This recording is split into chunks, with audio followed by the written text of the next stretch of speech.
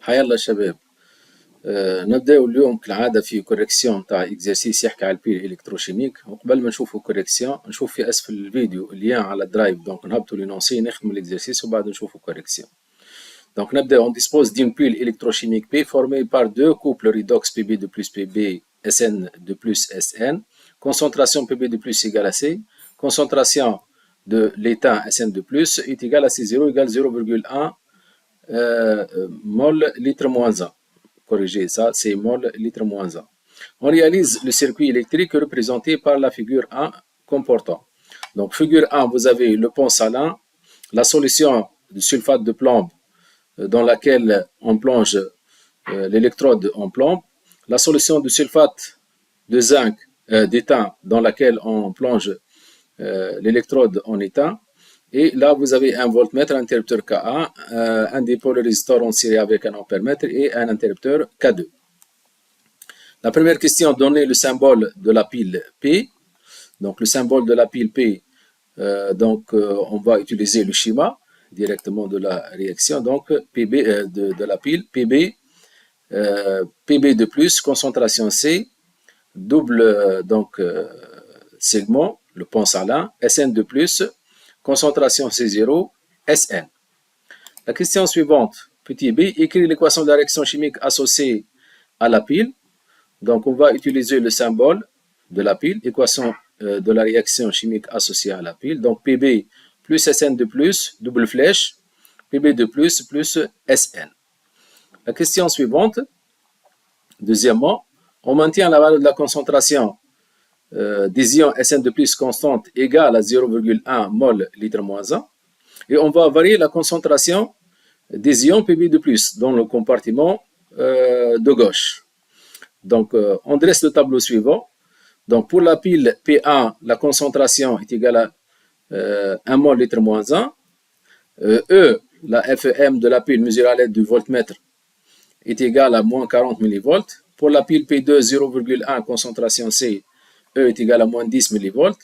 Et pour la pile P3, la concentration est égale à C, qu'on va essayer de déterminer par la suite. Et la FEM est égale à 0. Pour la pile P4, la concentration C est égale à 0,01. Et on ne sait pas à quoi est égal E. On va essayer de déterminer sa valeur par la suite. Donc la question petit a, écrit l'expression de la FEM E, la force électromotrice E de la pile, en fonction de C0C et sa FEM standard E0. Donc on va utiliser la relation de Nernst. Donc la loi de Nernst, E égale E0 moins 0,06 sur N, N étant égal au nombre d'électrons échangés, qui est égal à 2 dans notre cas, nombre d'électrons échangés. Donc on aura moins 0,06 sur 2, c'est-à-dire moins 0,03 log de pi, log de la concentration des ions Pb de plus sur la concentration des ions Sn de plus, c'est-à-dire log de C sur C0, d'où E égale à E0 moins 0,03 log de C sur C0.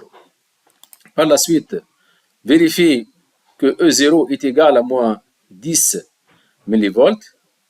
Donc, pour déterminer la valeur de E0, on a dit que par définition, E0, c'est la FEM de la pile standard, c'est-à-dire lorsque la concentration des ions dans le compartiment de droite et les ions dans le compartiment de gauche, les concentrations donc, sont égales. Donc, on va choisir la pile P2, puisque pour la solution du compartiment de droite, la concentration des ions Sn de plus est égale à 0,1. Donc, on va prendre la solution du compartiment de gauche dans laquelle les ions Pb de plus ont la même concentration que les ions Sn de plus, soit 0,1. Donc, c'est pour cette raison-là, on va choisir la pile P2. Donc, C est égal à C0. Pour la pile P2, C est égal à C0. Donc, on a E est égal à E0. Donc est égal à moins 10 mV. Moins 10 mV. Voilà. La question petit c maintenant, comparer les pouvoirs réducteurs des couples redox mis en jeu. Donc E0 est égal à moins 10, c'est-à-dire négative, le signe. Donc la FEM standard est négative. Autrement dit, par définition, E0, c'est égal à E0 du couple de droite moins E0 du couple de gauche, c'est-à-dire E0 du couple Sn de plus Sn moins E0 du couple Pb de plus Pb. puisque E0 est négatif, donc E0 du couple de droite est inférieur à E0 du couple de gauche. Autrement dit, le réducteur Sn est un réducteur plus fort que le réducteur Pb. Si on compare l'oxydant, on peut dire que l'oxydant Pb de plus est plus fort que l'oxydant Sn de plus. Voilà. Maintenant, la question suivante. Troisièmement, on considère la pile P4. La pile P4, c'est-à-dire la concentration des ions Pb de plus égale 0,01. Voilà, la pile P4. La concentration des ions Sn de plus est toujours fixée à la valeur C0 est égale à 0,1. L'interrupteur K2 étant ouvert, c'est-à-dire il n'y a pas circulation des électrons. Donc on va fermer l'interrupteur K1, c'est-à-dire on va mesurer la FM de la pile. La FM, c'est la tension en circuit ouvert, si vous voulez, par définition. Donc, K2 étant ouvert, on ferme K1, calculer la valeur indiquée par le voltmètre V, on déduit la polarité de la pile. Donc, le voltmètre va indiquer la valeur de la FM de la pile. Donc, on va utiliser la loi de Nernst, E égale à E0 moins 0,03 log de C sur C0. E0, on a dit que c'est égal à moins 0,01. C, c'est égal à 0,01 sur C0,01. Donc, tout calcul fait, on trouve 0,02 volts, soit 20 millivolts. Donc, le voltmètre va indiquer 20 millivolts. Maintenant, les polarités de la pile, puisque E est positive, c'est-à-dire le potentiel de la borne de gauche, Sn, supérieur au potentiel de la borne de droite est supérieur au potentiel de la borne de gauche, Pb. Donc, la borne positive, c'est celle qui correspond à l'électrode de droite. Donc, l'électrode de droite, c'est la borne positive. Et l'électrode de gauche, c'est-à-dire Pb, c'est la borne négative. La question suivante. AT égale à 0. On ferme K2. On ferme K2, c'est-à-dire K1 étant ouvert, bien évidemment. On ferme K2, on va voir le déplacement des électrons, autrement dit, le sens du courant. Préciser le sens de déplacement des électrons dans le circuit extérieur à la pile. On déduit l'équation de la réaction chimique qui se produit spontanément. Donc, lorsqu'on ferme l'interrupteur K1, donc les électrons vont se déplacer de la lame Pb vers la lame de Sn, puisqu'on a dit que la lame de droite représente la borne positive. La lame de gauche représente la borne négative, donc les électrons circulent de la borne de gauche vers la borne de droite, c'est-à-dire de la lame de Plomb vers la lame d'état, dans le circuit extérieur bien évidemment. Et puisque E est positive, donc la réaction qui se produit spontanément, c'est celle qui correspond à la réaction directe de l'équation associée.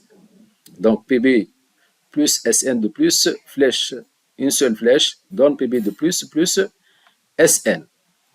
Donc, c'est l'équation directe, si vous voulez, de la réaction directe de l'équation associée. La question 4 maintenant, on considère la pile P3. La pile P3 possède une force électromotrice E est égale à 0. Donc, E est égal à 0, donc la pile est usée, c'est-à-dire on est à l'équilibre dynamique. Voilà. Donner l'indication de l'ampèremètre lorsqu'on ferme l'interrupteur K2. Donc, on a dit la pile est à l'équilibre, donc l'ampèremètre va indiquer une valeur nulle, puisque la pile est usée, vu que E est égal à 0. Petit b maintenant, vérifier que C est égal à 0,046, c'est-à-dire on va essayer de déterminer la valeur de C. Donc, C est égal à 0,046, on va vérifier cette valeur-là. Donc, puisqu'on a dit que la pile est usée, c'est-à-dire pi est égal à K, est égal à C sur C0, donc C est égal à C0 fois K, K étant égal à 10 puissance NE0 sur 0,06, N étant égal à 2, donc est égal à 10 puissance E0 sur 0,03. E0, on a dit que c'est égal à moins 0,01, donc tout calcul fait, on trouve C est égal à 0,046 mol litre moins 1. Et la question C maintenant, dans le compartiment de gauche de P3, compartiment de gauche, c'est-à-dire le compartiment contenant la solution de sulfate de plomb, on va doubler le volume, c'est-à-dire on va diluer 2 fois cette solution. Autrement dit, la concentration des ions Pb de plus sera divisé par 2. Voilà. Donc, on double le volume de la solution par ajout d'eau distillée. Précision justifiant la réponse, le sens du courant dans le circuit. Donc, on était dans un état d'équilibre, donc on va perturber cet équilibre-là. Pi étant égal à Pb de plus sur la concentration des ions Sn de plus. Donc, l'ajout de l'eau va diminuer la concentration de Pp de plus, par conséquent, va diminuer pi. Donc, et pour ramener pi à K, donc le système va se déplacer dans le sens direct. Dans le sens direct, c'est-à-dire les électrons vont circuler de la lame de plomb vers la lame d'étain. Autrement dit, le courant électrique va circuler de l'électrode de droite vers l'électrode de gauche. C'est-à-dire, va circuler de l'électrode d'étain vers l'électrode de plomb dans le circuit extérieur. Donc, si on revient à le schéma de la pile, donc le courant va circuler de l'électrode d'étain dans ce circuit extérieur vers l'électrode de plomb, alors que les électrons circulent dans le sens inverse, c'est-à-dire de l'électrode de plomb vers l'électrode d'étain dans le circuit extérieur, l'interrupteur K1 étant ouvert, bien évidemment. Voilà. Par la suite, la question petit C2, calculer la nouvelle valeur de la FEM de la pile. Donc, on a dit qu'on a perturbé l'équilibre. Donc, la nouvelle valeur de la FEM, on va utiliser toujours la loi de Nernst, E égale à E0 moins 0,03 log de C sur 2, puisqu'on a dilué 2 fois, donc la concentration des ions Pb de plus qui est égale à C, donc sera divisé par 2, donc C sur 2, le tout sur C0, donc C sur 2, C0. Donc, est égal à E0 moins 0,03 log de C sur C0, moins 0,03 log de 1,5. E0 moins 0,03 log de C sur C0, c'est égal à 0, puisqu'on a dit que la pile est usée lorsque C a la valeur précédemment calculée. Donc, il nous reste moins 0,03 log de 1,5 qui est égal à 0,03 log de 2, donc est égal à 9 millivolts. Voilà, merci pour votre attention. نتقابلوا إن شاء الله في مواعيد لاحقة. بسلام.